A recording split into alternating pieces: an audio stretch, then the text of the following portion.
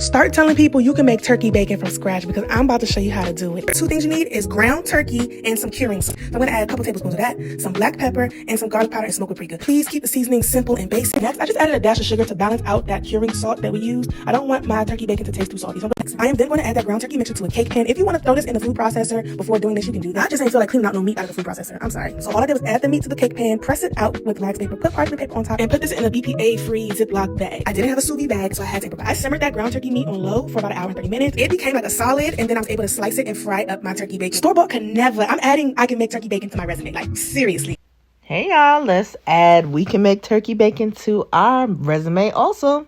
So I got my cake pan and I wanted to see if it'll fit in the pan that I had, and it fit because I'm winging it. So I'm using what I got, and I got this canning and pickling salt.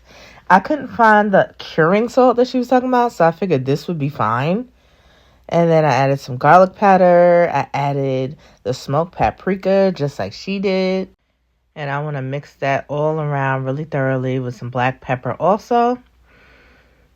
Now, I'm just not going to use my hands, but I'm mixing it. And I'm going to add some maple because I like maple bacon. So I'm adding a little sugar to balance out that salt just like she did. Putting it in that pan. Now, I didn't use as much meat because I wanted to see how it came out. So I'm just putting that much. It was about 2 pounds of my ground turkey meat. And I used some saran wrap and 2 plastic bags that I had to cover it. And then I was like worried that the water was going to get inside. So I'm like, okay, let me cover this with more saran wrap before I put this in the water. And okay, it's floating. That's cute. But I'm like, all right, let me turn it over so it can cook properly. So I let it cook. And I come back to look, and I'm like, oh no, there's color in the water. That can't be good. I flip it over, and this is what I see.